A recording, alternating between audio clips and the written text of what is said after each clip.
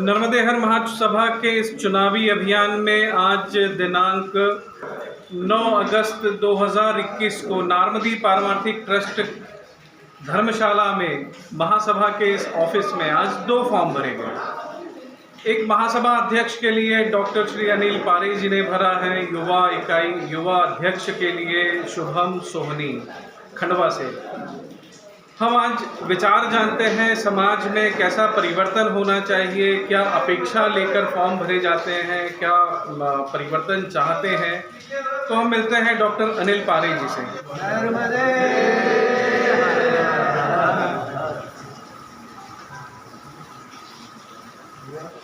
नर्मदेहर भाई साहब, आपको अग्रिम शुभकामनाएं नामांकन के लिए। आपने जिस पद हेतु नामांकन किया है, महासभा के प्रथम पुरुष प्रथम व्यक्ति के लिए आज आपने नामांकन दाखिल किया है। पिछले कई वर्षों से जो परिवर्तन का एक दौर चल रहा है, एक युवा भी परिवर्तन चाह रहा है और समाज में परिवर्तन को स्वीकार भी किया है। हम किस ओर जा रहे हैं और किस सोच के साथ आखिर आपने आज नामांकन दाखिल किया है? ये आपने बहुत अच्छी बात पूछी।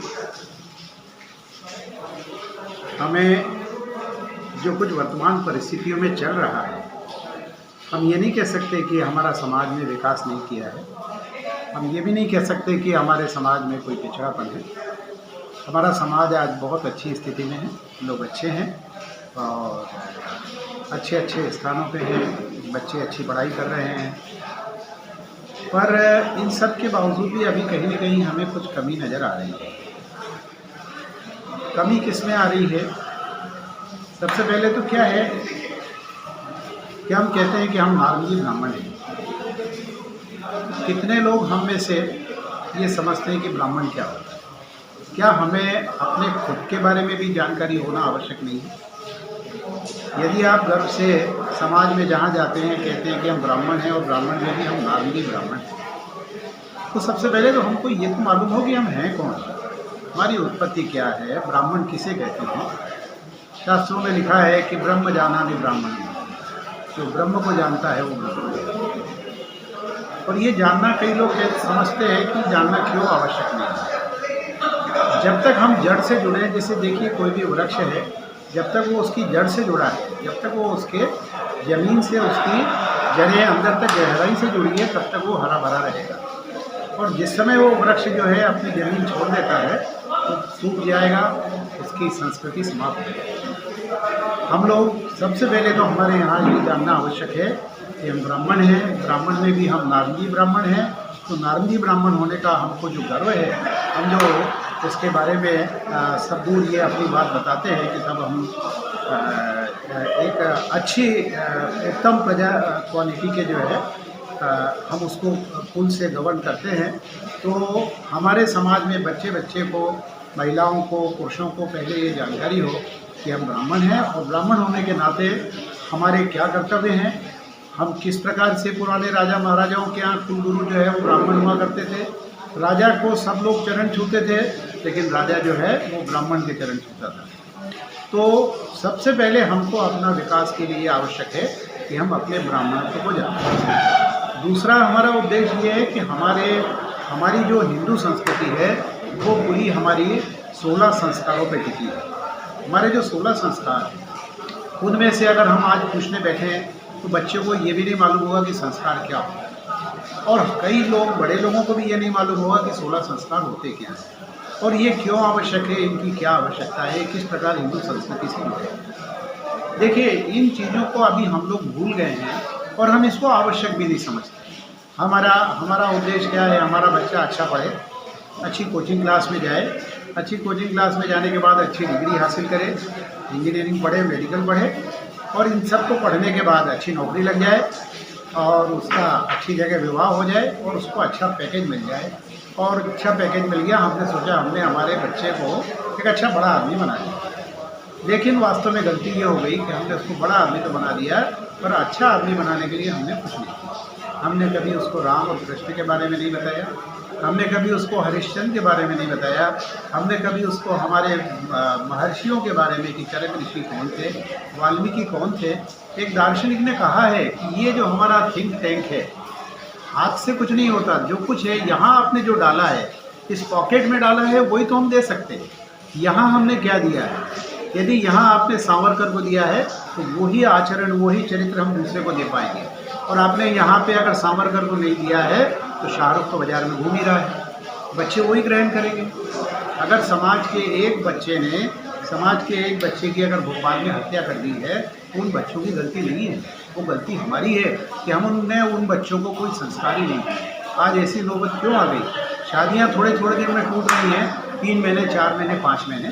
अगर शादियाँ टूट रही हैं तो शादी को वापस अच्छी स्थिति में लाना, उनका परिवार जोड़ देना, ये तो बहुत अच्छी बात है कि हमने कुछ लोगों ने मिलकर समाधान के रूप में उनका जो है जोड़ दिया, उनको फिर से मिला दिया, परिवार उनका अच्छा बन गया। पर सवाल ये कि ऐसा क्यों हो रहा है? आपको उसकी तह में जाना पड़ेगा। हमने सीता मैया को पढ़ा नहीं, हमने अनसुईया माता को पढ़ा नहीं, हमने भरत को पढ़ा नहीं, तो भाइयों में प्रेम कहाँ से? झगड़े हो रहे हैं भाइयों। तो जब तक हम हमारे राम और कृष्ण में और परमहंस में और विवेकानंद की ओर नहीं लौटेंगे, जब तक हम अपने बच्चों को वो शिक्षा नहीं देंगे, वो संस्कृति नहीं देंगे, तब तक हमारा बेसिक जो स्ट्रक्चर है, जो हमारा बेसिक हमारा चिंतन है, हमारा विचार है, हमारा जो व्यक्तित्व निर्माण है, वो नहीं हो पाएगा।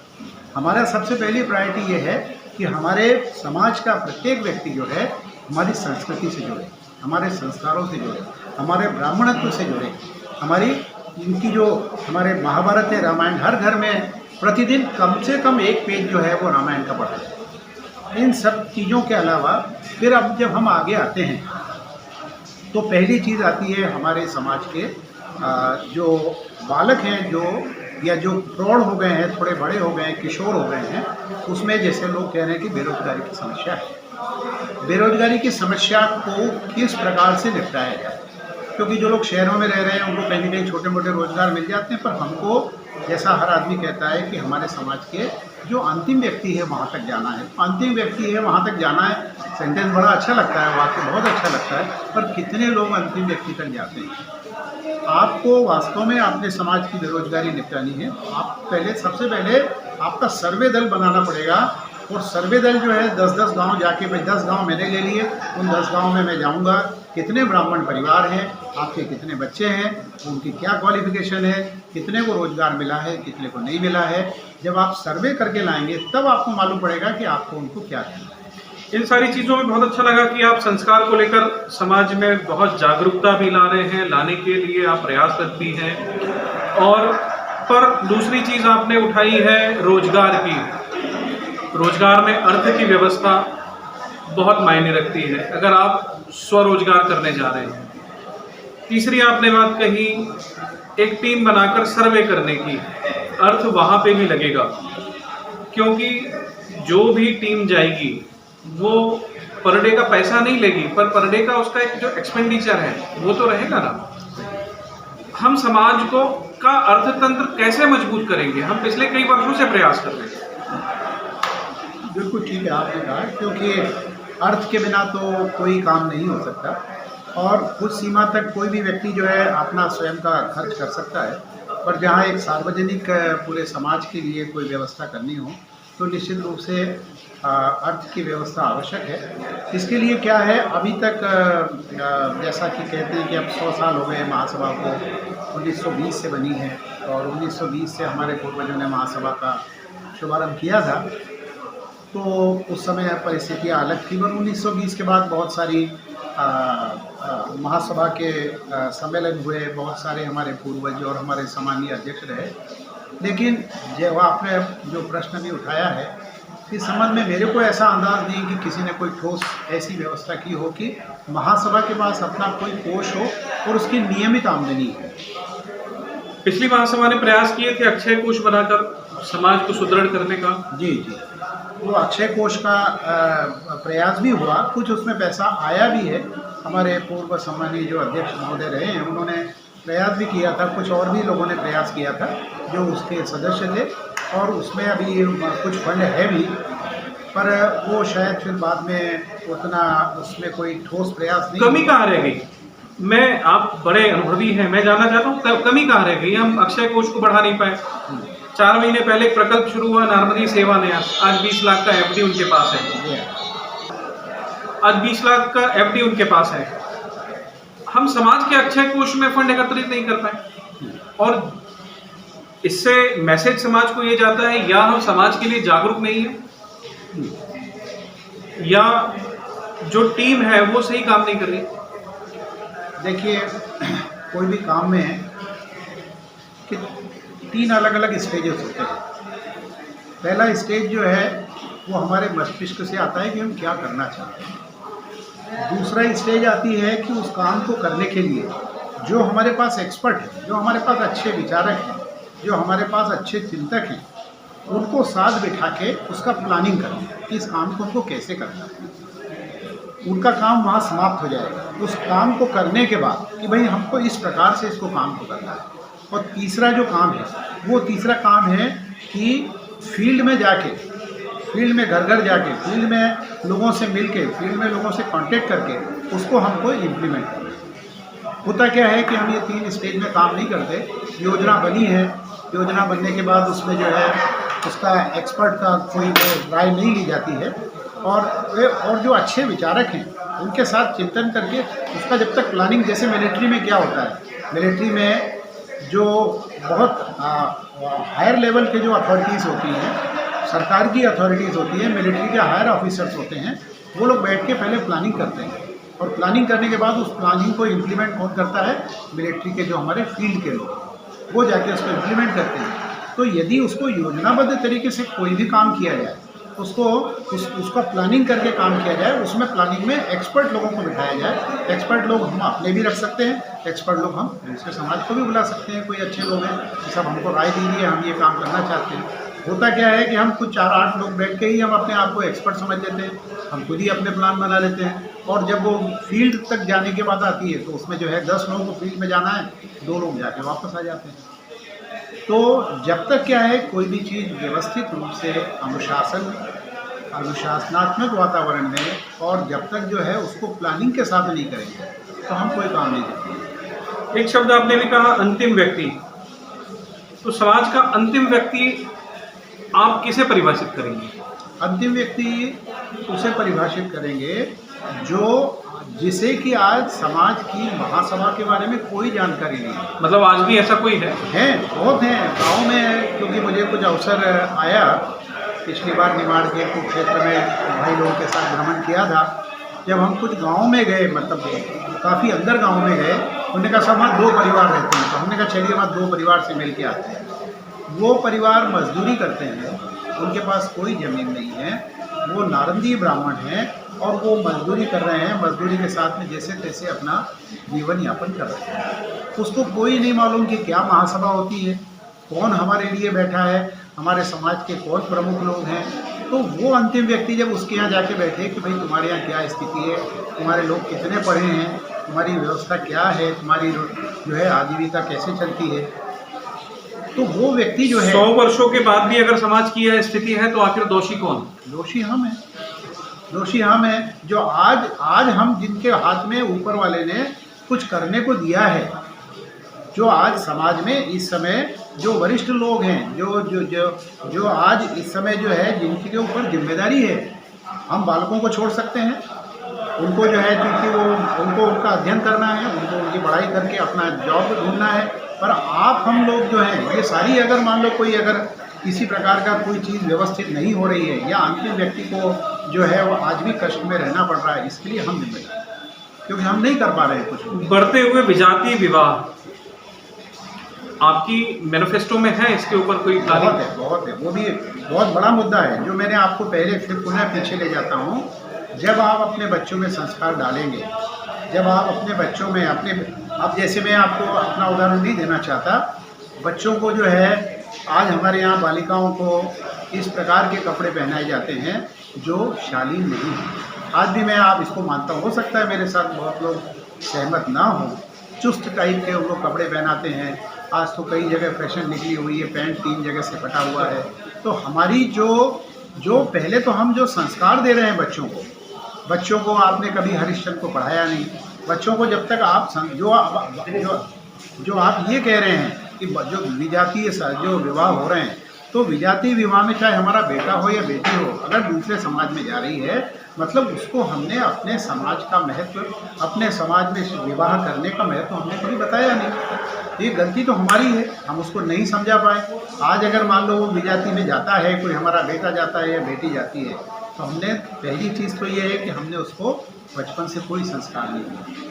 हमने उसको कभी हमारे संस्कृति के बारे में कभी नहीं बताया। हमने कभी उनको जो है ये नहीं बताया कि साहब राम और कृष्ण क्या हैं, और सीता मैया कौन है, और राधा मैया कौन है, और हमारे किस प्रकार से हमारे समाज में ही रहने से क्या हमको लाभ है। और जब तक आप उनको अपनी संस्कृति नहीं बताएंगे तो वो संस्कृति के बाहर चले जाएंगे। ये हुई संस्कार और संस्कृति की बातें भाई साहब, और समाज इसको बड़े अच्छे स्वीकार भी करेगा, क्योंकि परिवर्तन है और जितने बड़े लोग हैं वो चाहते भी हैं कि हम संस्कारवान समाज को बनाए रखें। पर जो परिवर्तन है, जो वेस्टर्न कल्चर जो हमारे समाज में अब धीरे धीरे व्याप्त हो रहा है, इसको अचानक तो निकाला नहीं जा सकता। हम युवाओं की मानसिकता के लिए क्या कोई ऐसा प्रकल्प शुरू करेंगे या कोई ऐसी योजना लेकर आएंगे कि हम पहले दिन से युवाओं को जोड़ो अभियान चलाएं? बिल्कुल लाएंगे, निश्चित रूप से लाएंगे। देखिए, पहले तो मैं आपको एक गलतफहमी ये दूर कर दूं कि वेस्टर्न कल्चर जो है, अब वेस्टर्न कंट्रीज़ में ईश्वर करे अपन लोगों को जाने का मौका मिले। मुझे अमेरिका 2-4 बार जाने का मौका आया। जब मैंने वेस्टर्न कल्चर जब पहली बार गया, बाद में तो फिर तो मुझे समझ में आया कि वेस्टर्न कल्चर हमारे यहाँ के कल्चर से कई गुना अच्छा है। देखिए, अच्छी चीज़ को आपको स्वीकार करना पड़ेगा। वहाँ हमारे यहाँ से ज़्यादा शालीनता है। वेस्टर्न कल्चर जब आदमी पश्चिम देशों में जाके देखता है, मैं सबकी नहीं कह सकता, अमेरिका जो कि मैं गया हूँ, इतनी शालीनता है कि कोई अगर ये अब हमारी बहन या कोई महिला जा रही है तो आदमी आंख नीचे करके 5 फीट दूर से चलता है। किसी स्टोर में कोई जो है महिला सामान ले रही है तो वो जिस शेल्फ से सामान ले रही है, आदमी या तो उसके पीछे इधर निकल जाएगा या आगे निकल जाएगा। सड़कों पे इतनी शालीनता है, बातचीत में शालीनता है, पहनावे में शालीनता है। लोग कहते हैं कि हॉलीवुड से जो है फिल्म इंडस्ट्री पूरी दुनिया में फैली है। हॉलीवुड में इतनी शालीनता है, अच्छे कपड़े लोग सोबर पहनते हैं। तो पहली बात तो वेस्टर्न कल्चर को वो तो हमको तो मतलब वेस्टर्न कल्चर का सही रूप हमने नहीं लिया, हमने वहाँ की जो कुरीतियां हैं उनको आसानी से स्वीकार कर लिया, बस इन्हें ही दूर करना है। रोजगार को लेकर कोई प्लानिंग है? रोजगार को लेकर देखिए, 2 प्रकार का मैंने आपको बताया। एक रोजगार की प्लानिंग तो हमारी ये है कि हमारे समाज में बहुत सारे इंजीनियर्स जो है, क्योंकि इंजीनियरिंग कॉलेजेस की संख्या काफ़ी हो गई है और काफ़ी इंजीनियर्स हमारे बच्चे आज अच्छा पढ़ के निकल रहे हैं। तो क्या हो गया है कि एक हमारा जो बच्चों का ग्रुप है वो अच्छा संपन्न हो गया है। जैसे वो हमारे जो बड़े बड़े शहर हैं, बेंगलोर में है, हैदराबाद में है, बॉम्बे में है, उसके बाद आपके जितने पूना में है, बड़े बड़े शहरों में, और अच्छे कंपनियों में नौकरी कर रहे हैं, काफ़ी उनको वेतन मिल रहा है। इसके अलावा बहुत सारे हमारे बच्चे विदेश में भी हैं। और एक तबका तो ये हो गया है जो बच्चे हमारे संपन्न हैं, और एक तबका वो हो गया है जो हमारे छोटे छोटे हमारे जितनी हमारी जैसे अपन इकाइयाँ ही ले लें कि भाई कसरावद है, दामोद है, हरदा है, सिराली है, उन लोगों के जो बच्चे हैं उन्होंने इंजीनियरिंग तो किया है, उनके समकक्ष पढ़ाई की है, पर उनके पास गाइडेंस नहीं है कि हमको अब क्या करना है। हमारे इंजीनियरिंग पूरी करके वो बेचारे अपने घर वापस चले जाते हैं। घर चूँकि सामान्य परिस्थिति के हैं, मध्यम वर्गीय हैं, तो वो अपना पढ़ाई करके और वापस अपने घर चला जाएगा, क्योंकि शहर में उसको नौकरी नहीं मिल रही है। तो इन दोनों के बीच में एक ब्रिज कायम करने का हमारा जो प्लानिंग है, महासभा उन लोगों को जो आज साधन संपन्न हैं, आज मान लो बेंगलोर में हमारा एक बच्चा है, वो जिस कंपनी में काम कर रहा है उस कंपनी में आज 10 पद निकलते हैं, और वो चाहता है कि मैं हमारे हरसूद के या टिमरनी के बच्चे को मैं नौकरी दिला सकता हूँ यहाँ, और उसको मालूम नहीं है कि वो दिलाना चाहता है, और जो दिलाना चाहता है उसको मालूम नहीं है कि हरसूद में मेरा एक भाई जो है उसको आवश्यकता है। तो इसके बीच में हम एक ब्रिज कायम करने की हमने योजना बनाई है कि हमारे जो संपन्न बच्चे हैं या संपन्न पदों पे जो लोग हैं, उनके और इनके बीच में एक ब्रिज बन जाए, तो उनको इनकी जानकारी मिल जाए, इनको उनकी जानकारी मिल जाए, और इनकी जानकारी को वो मिला के ये बच्चे आज जो है उनको बेंगलोर में है, हम ऐसा माध्यम क्रिएट करेंगे, उसके यहाँ अगर 10 पद निकले हैं, वो 10 पद की जानकारी हम इन तक पहुँचा देंगे कि देखो बेटा ये तुम्हारा ये है, तुम अगर नौकरी ये करना चाहते हो आप सीधे इनसे कांटेक्ट करो। तो ये दोनों करके तो हम इन लोगों को जो है इनको जोड़ के इनके बीच में ब्रिज बन के हम उनको पूरा रोजगार दिलाने का प्रयास करेंगे और हमको निश्चित रूप से सफलता मिलेगी। और इसके अलावा जो कम जैसे जैसे मान लो कोई बीए पढ़ा हुआ है, कोई कम पढ़ा लिखा बच्चा है, उसका मैंने आपको बताया जब हम सर्वे करेंगे कि ऐसे हमारे कितने बच्चे हैं, उसके हिसाब से हम उनको रोजगार दिलाने का प्रयास करेंगे। हमारी बहुत सारी सरकार की योजनाएं जो मालूम नहीं है, उद्योग विभाग में इतनी योजनाएं हैं जो उनको मालूम नहीं है, बैंकें जो ऋण दे रही हैं उनकी मालूम नहीं है। तो हम ऐसे एक्सपर्ट की टीम बनाएंगे। हमारे समाज में आज कोई बैंक से रिटायर हुआ, कोई उद्योग विभाग से रिटायर हुआ है, उन सबको हम जोड़ेंगे और उनको हम बिठाएंगे कि आप ये बच्चों को आज कैंप लगाया है, इनको जो है इसकी शिक्षा दो, आप इनको बताओ। वो अपनी समस्या बताएगा कि साहब मेरे को रोजगार चाहिए, मेरे को जो है मैं तो इतना ही पढ़ा हूँ। तो इस प्रकार से हमारा पूरा प्रयास रहेगा कि हमारे समाज के हर बच्चे को रोजगार दें। एक संविधान को लेकर समाज में बड़ी चर्चा है कि संविधान में परिवर्तन होने के बाद भी अभी परिवर्तन के बहुत सारे आसार हैं, ऐसा क्यों? देखिए, उसका पूरे सम्मान के साथ मैं कह रहा हूँ कि किसी भी चीज़ को अगर हम एक समरीली से मेरा मतलब अपना एक सारांश में कुछ पन्ने पलटे, कुछ नहीं पलटे, कुछ देखा नहीं देखा, उसने कहा इसमें तो है नहीं, इसने कहा, पहले तो इस पर वही आदमी बात कर सकता है जिसने उसको अच्छी तरह से पूरा पढ़ा, नंबर 1। नंबर 2, उसको बताना चाहिए कि इस संविधान में मान लीजिए इसमें 50 धाराएं हैं, तो कौन सी धारा में आपको क्या कमी लगती है, क्योंकि टू दी पॉइंट बात करें तब तो फिर समझ में आता है यहाँ गलती है। और यदि गलती है तो जैसे भारत के संविधान में 1950 में बना था, आज 70 साल हो गए हैं, कई संशोधन हुए हैं और इसमें संशोधन की व्यवस्था है, इस संविधान में भी व्यवस्था है। कोई भी व्यक्ति जो है हमारा नारंगी समाज का कोई भी हमारा सम्मानीय सदस्य ये कह सकता है कि साहब देखिए आपकी इसकी धारा 53(4) में ये गलत है और ये प्रावधान को हमको ठीक करना है, उसकी व्यवस्था है। पर अगर जनरल बात करते हैं कि ये तो खराब है और ऐसा है और वैसा है, इसमें तो फलाना नहीं है, तो इससे कोई नतीजा नहीं निकलेगा। इसमें तो आपकी ऊर्जा भी खराब होगी और जिनको व्यवस्था देखना है उनकी भी ऊर्जा खराब। टू दी पॉइंट बात करें तो निश्चित रूप से हम उसमें मतलब, और संशोधन की व्यवस्था हमेशा खुली है, समिति बनी हुई है, उसमें जब भी महासभा बनेगी जो भी आएंगे उसमें उसकी व्यवस्था है। और संविधान को जहाँ भी उसमें कोई त्रुटि है, तो ये तो मानव निर्मित कोई मशीन निर्मित तो होता नहीं है, तो कोई त्रुटि है तो सुधारी जाएगी। अध्यक्ष के रूप में समाज ने आपको अगर स्वीकार कर लिया तो संविधान में कौन कौन से नए प्रावधान आप ऐड कर लेंगे? इसमें जो जहाँ जहाँ लोगों की मंशा ये है, कहीं एम्बिग्यूटी यानी कहीं क्या बोलना चाहिए, कहीं कोई कमी है, कोई अनिश्चितता है कि ये इसमें क्लियर नहीं है, बहुत सी चीज़ें क्लियर नहीं है, तो उन चीज़ों को हम पहले समाज से मांगेंगे कि भाई आप बताइए आप कहाँ इसमें कहाँ कौन सी चीज़ें इसमें ऐसा लगता है कि इसमें ये ठीक नहीं है या ये गलत है या ये प्रोविज़न जो है स्पष्ट नहीं है, इस प्रोविज़न में कन्फ्यूजन होता है। तो सबसे अपन एक मान लो 1 महीने का 2 महीने का टाइम देकर सबसे अपन आमंत्रित करेंगे, उसमें व्यवस्था दे रखी है संविधान संशोधन की, तो उसको अपन कर लेंगे। और वो तो संविधान जैसे ही जो महासभा आती है, जो भी माननीय अध्यक्ष बनते हैं, तो उनसे हम यही निवेदन करेंगे कि आप 2 महीने का टाइम दीजिए। सबसे पहला यही काम करिए कि जितने लोग असंतुष्ट हैं तो उनको टू दी पॉइंट पर जरूर बताना पड़ेगा कि धारा 13 में ये कमी है, इस प्रोविजन में ये और होना चाहिए, तो वो सब आमंत्रित करके और अपन समाज के महासभा अध्यक्ष के चुनाव में समाज का आम जन भागीदार क्यों नहीं हो सकता? ये पिछले 100 वर्षों में हमने अभी तक की व्यवस्था क्यों नहीं कर पाए? आम जन मैंने आपका कहने का आशय है कि प्रत्येक आम आदमी वोट दे, प्रत्येक आम आदमी। हाँ, तो अपनी ये जो चर्चा चल रही है कि भाई प्रत्येक व्यक्ति समाज का जो है मतलब वोट दे और उससे जो है एक ऐसा अध्यक्ष बन के आए जो कि पूरे समाज को रिप्रेजेंट करता हो। ये तो इकाइयों के माध्यम से अभी हम चुनाव करते हैं, तो इस संबंध में अपन सबकी राय लेंगे, क्योंकि हम लोगों के संविधान में व्यवस्था है साधारण सभा की। तो साधारण सभा की जो व्यवस्था है, साधारण सभा के सामने अपन ये बात रखेंगे और रखें कि भाई इस पर विचार करें और उस पर विचार पूरा करें कि मान लो हम ये करते हैं, निश्चित रूप से प्रस्ताव अच्छा है, यदि उस प्रकार से अमल होता है और उस प्रकार से पूरी हम योजना बना के करते हैं तो निश्चित रूप से अपन उसका भी प्रयास करें।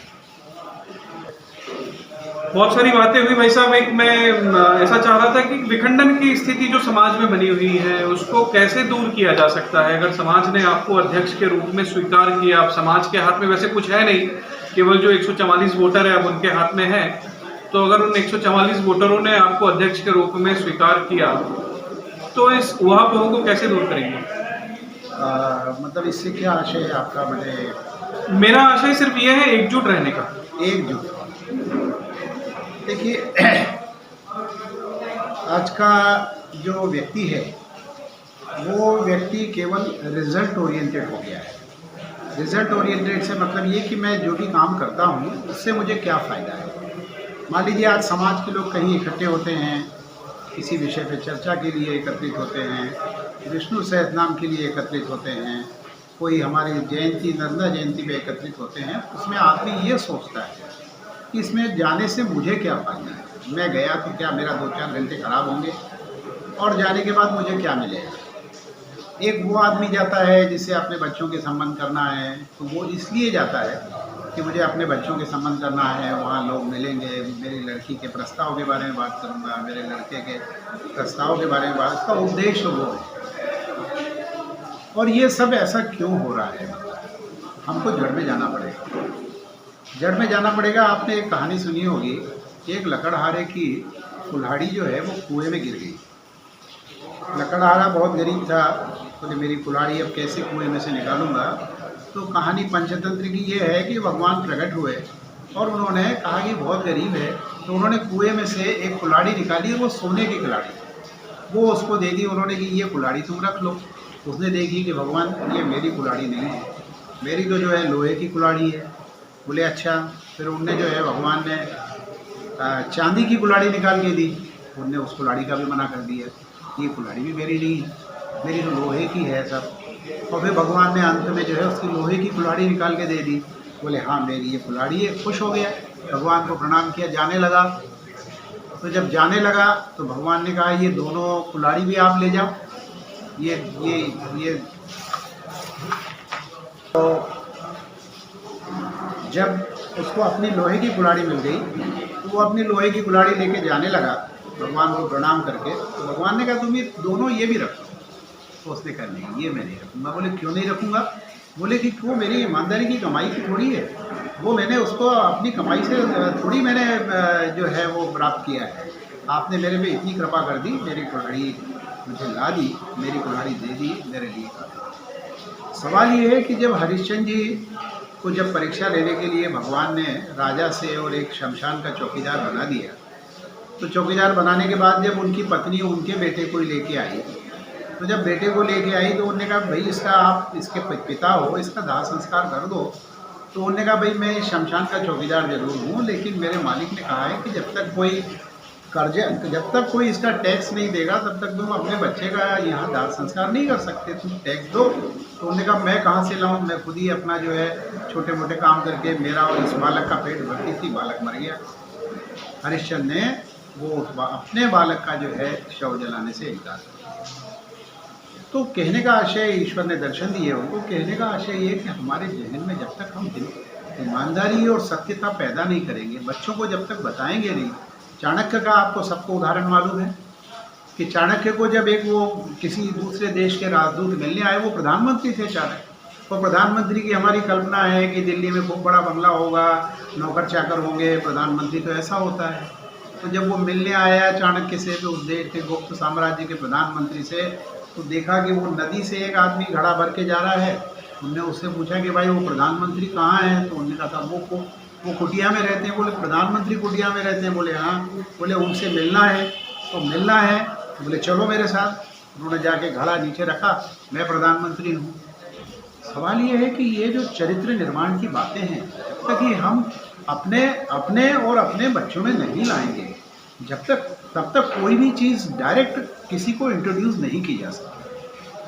अभी कई जगह ऐसा मौका आता है, हमको दुर्गावती के बारे में मालूम नहीं, हमको लक्ष्मीबाई के। तो सबसे पहले जो वरिष्ठ है अपने आप में संस्कारों को निकालें, जो है बचपन से बोए हुए संस्कार उनको बाहर निकालें, तभी हम बच्चों में संस्कार आगे रोपित कर सकते हैं। चुनावी दौर है, समाज में चुनाव या चयन, किसको प्राथमिकता देंगे? चयन तो हमेशा ही अच्छा रहता है। भाई चुनाव में क्या है, चुनाव में जैसे देखते हैं कि भाई अगर मान लो सहमति से कोई बात हो जाती है, बहुत अच्छी बात है। चुनाव में जो है, अब क्योंकि एक से ज़्यादा लोग रहते हैं, एक से ज़्यादा कैंडिडेट रहते हैं, तो जब एक से ज़्यादा कैंडिडेट होते हैं तो अगर मान लीजिए सामूहिक रूप से समाज के वरिष्ठ लोग मिलकर कोई बात तय कर दें और किसी एक को जो है वो माने प्राथमिकता के आधार पे उनके जो भी इक्वेशन हो, उनकी जो भी समझ हो, उसके आधार पे किसी एक का चयन कर दें, वो ज़्यादा अच्छा है कि सब समाज में सर्वमान्य हो। दूसरा ये कि समाज का प्रथम व्यक्ति समाज सेवी या नेता, राजनेता कौन होना चाहिए? समाज से ही होना चाहिए। राजनेता तो कभी भी, राजनेता देखिए, अब हम किसी को भी मतलब कंडेम नहीं करते। राजनेता उनकी जगह आज राजनीति है, जो नगरों की है, शहरों की है, पॉलिटिकल पार्टीज़ हैं, वो वहाँ उनका उपयुक्त स्थान है। समाज तो जब 1920 में जब महासभा की स्थापना हुई थी, ये काय के लिए हुई थी? इसका उद्देश्य ही हम समझ लें कि आपस में सौहार्द, आपस में प्रेम, एक दूसरे को सहयोग। और हम तो वसुदेव कुटुंबकम वाले लोग हैं, पूरे संसार को हम अपना मानते हैं, सबका भला चाहते हैं, सर्वे भवन्तु सुखिनः। तो हम लोगों के यहाँ वो राजनीति तो आने का सवाल ही नहीं है कि अगर वो राजनीतिक लोग अगर यहाँ आएंगे तो ये समाज कभी तरक्की नहीं कर पाएगा। समाज में इकाइयों को लेकर भी एक भ्रम की स्थिति है। क्या अध्यक्ष बनने के बाद आप इकाइयों में सामंजस्य स्थापित करेंगे? नंबर ऑफ इकाइयां डेवलप होंगी या जो हैं उनमें से कुछ विलोपित होंगी? देखिए, जो वर्तमान में इकाइयां हैं उसमें विलोपित करने का प्रश्न ही नहीं है। जो हैं सब लोग अपना काम कर रहे हैं, अच्छा काम कर रहे हैं। हमारा उद्देश्य तो ये है कि इकाइयों की भी बहुत जिम्मेदारी है। यदि वो कोई भी आदमी कोई पद ग्रहण करता है, अहिल्याबाई का नाम क्यों इतना मशहूर हुआ, उसका केवल 1 मिनट में आपको बता देता हूँ। अहिल्याबाई जैसी देश में कई रानियाँ थी। अहिल्याबाई का ये कहना था कि ईश्वर ने मुझे आज यहाँ का इस क्षेत्र का मुझे राजा बनाया है, इस क्षेत्र का मुझे मुखिया बनाया है, तो मेरे ऊपर एक उत्तरदायित्व डाला है।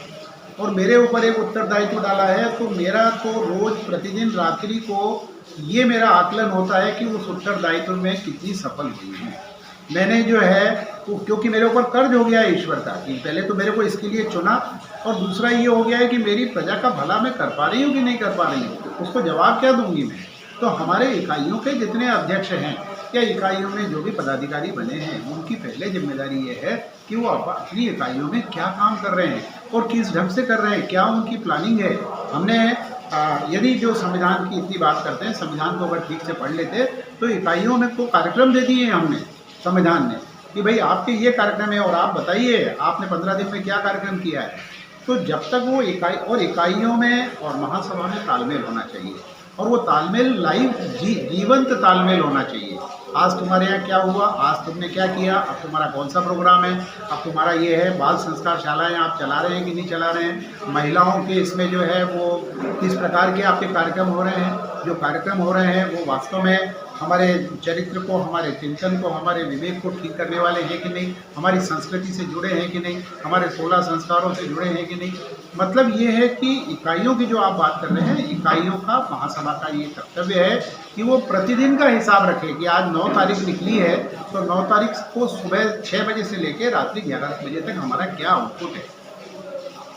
बहुत बढ़िया। मतलब एक कॉरपोरेट स्टाइल में हम नई महासभा देखेंगे अगर आप अध्यक्ष बनते हैं, और समाज प्रगति करेगा, लगातार प्रगति करेगा क्योंकि समय बदल रहा है। चलते चलते आप अगर कुछ और समाज को मैसेज देना चाहें।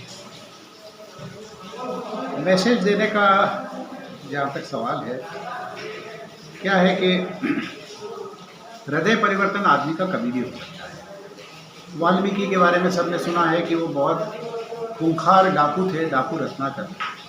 और डाकू रत्नाकर से जब उनका हृदय परिवर्तन हुआ तो वो महर्षि वाल्मीकि हो गए, और उन्होंने संसार को एक रामायण संस्कृत में जो लिखी गई है वो ऐसा महान ग्रंथ दिया है कि आज भी उस ग्रंथ के आधार पे लोगों के चरित्र, लोगों के चिंतन, लोगों के आचरण बहुत सुंदर हो रहे हैं। दूसरा आपको उदाहरण दे रहा हूँ मैं तुलसीदास का। तुलसीदास के बारे में सबको मालूम है कि तुलसीदास जब जो है उनका विवाह हुआ और वो अपने पत्नी के प्रेम में इतने समर्पित हो गए कि पत्नी एक दिन के लिए मायके गई तो वो वहाँ पहुँच गई, सबको कहानी मालूम है। मेरे को सिर्फ उसके पीछे दर्शन बताना है आपको। जब वहाँ पहुँच गए तो उनकी पत्नी ने कहा इतनी रात को तुम यहाँ कैसे आ गए, मैं तो एक दिन के लिए आई थी। तो वो बोले कि मैं तुम्हारे बिना नहीं रह सकता। तो उस दिन उनकी पत्नी ने कहा कि तुम इतना प्रेम इस हाड़ मांस के शरीर से करते हो, इतना तुम प्रभु से करोगे तो तुम्हारा जीवन उद्धार हो जाए। वो जो मोमेंट था, जो उसके दर्शन बता रहा हूँ कि उस मोमेंट पे उनका हृदय परिवर्तन हुआ और उन्होंने उसको गुरु मान लिया, अपनी पत्नी को, उनको प्रणाम किया कि माँ तूने मेरा जीवन परिवर्तन कर दिया, मेरा हृदय परिवर्तन कर दिया, और अब मैं जो है ये सब छोड़ के और अब मैं प्रभु के शरण में जा रहा हूँ। चले गए। जाने के बाद चित्रकूट के घाट पे उन्होंने अपना चिंतन चालू कर दिया, अपनी ईश्वर भक्ति चालू कर दी। और उसके बाद का जो मुख्य दर्शन है कि वो उनकी पत्नी भी बहुत बड़ी साध्वी थी, वो भी महिला मंडल के साथ, उनकी साध्वी मंडल के साथ घूमती घूमती कई वर्षों बाद जब चित्रकूट पे गई तो देखा कि उनके पति जो हैं वो बैठे हैं, भगवान ध्यान कर रहे हैं और उनको लग गया है। तो उनने भी जब अपनी पत्नी को देखा तो उनने फिर प्रणाम किया कि आप मेरी माँ स्वरूप, मेरे को आपने परिवर्तन कर दिया। उन्होंने, पत्नी ने फिर उनको डांटा, बोले तुम्हारा समर्पण तो गया ही नहीं, अभी तुम्हारे पास एक कमंडल है, एक तुम्हारे झोले में तुम्हारे कपड़े रखे हुए हैं। अरे समर्पण तो वो होता है कि पहने हुए वस्त्र के अलावा कुछ नहीं हो, उस पर भरोसा तो रखो। वो शाम को तुम्हारी रोटी की, तुम्हारे भोजन की व्यवस्था कर देगा, तुम्हारे को पीने के पानी के लिए कहीं से भी पात्र उपलब्ध करा देगा। उसके बाद उन्होंने सब छोड़ दिया पहने हुए वस्त्र के, और उसी दिन उनको भगवान राम के दर्शन हुए चित्रकूट के घाट पर। सवाल ये है कि जो हमारी ये संस्कृति है, जब ये इसके अंदर आएगी, जब हमारे राम और कृष्ण इसके अंदर आएंगे, जब विवेकानंद इसके अंदर आएंगे।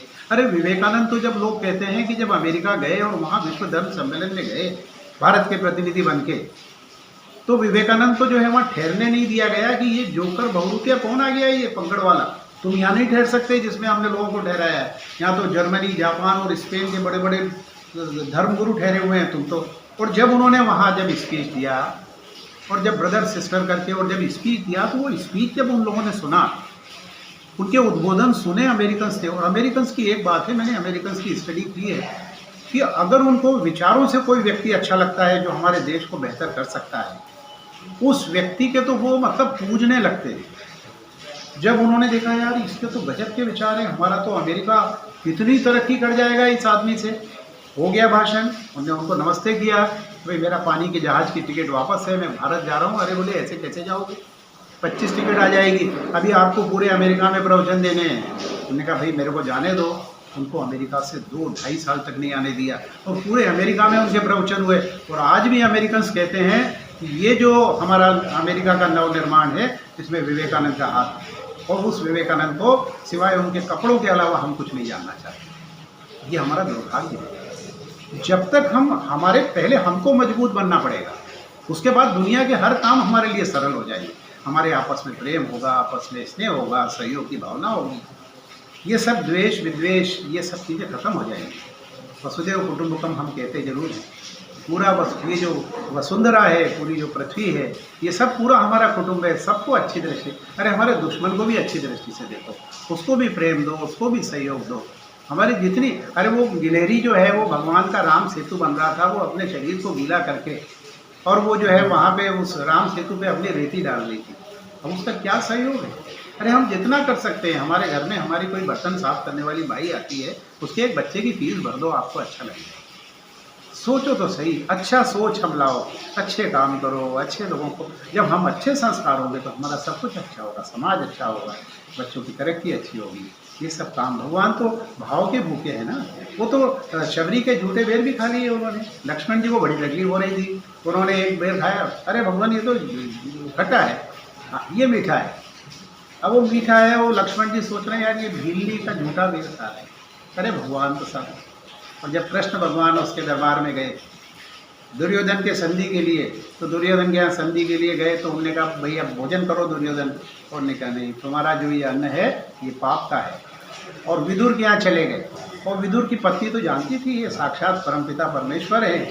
तो विदुर की पत्नी ने उनको प्रणाम किया। अब वो सोची कि मैं इनको अचानक क्या खिलाऊँ, घर में केले रखे थे, केले के छिलके निकाले, तो छिलके तो भगवान को दे रहे हैं और जो खाने वाला इधर फेंक रही है, भगवान केले के छिलके खा रहे हैं। ये सब चीज़ें बहुत ज़रूरी हैं, इससे हमारा चरित्र निर्माण होगा, इससे हमारे हम लाए। देखिए, ये मत सोचिए कि कितने लोग आ रहे हैं। मुख्य चीज़ हमारी ये है, मुख्य चीज़ हमारी ये है कि जब 1929 में जब भगत सिंह जो थे, तो भगत सिंह को कहाँ मालूम था कि देश आज़ाद हो जाएगा। वो तो चढ़ गए ना फांसी पे। 1929 में फांसी पे चढ़, देश कहाँ आज़ाद हुआ उस समय। पर अच्छे काम तो करते जाइए। विष्णु सहस्त्रनाम में एक व्यक्ति भी आता है तो हमको बंद नहीं करना है, हमको अपना प्रयास करते रहना है। एकला चलो जी का हमारे रविन्द्रनाथ टैगोर जी ने कह गए ना सर, अरे चलो आप तो चलते जाओ।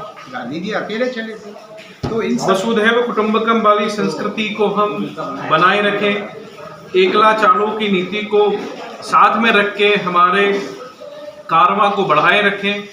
इसी विचार के साथ मैं आपको शुभकामनाएं देता हूं। अग्रिम महासभा अध्यक्ष के लिए जितने भी वोटर्स हैं आपको चुने और समाज में एक नया परिवर्तन का दौर जो चल रहा है उसको स्वीकार करें। नर्मदे हर। बहुत आभारी हूँ, आपने मुझे मौका दिया और उम्मीद करते हैं जो भी होगा आगे हमारे समाज के अच्छे के लिए होगा। धन्यवाद।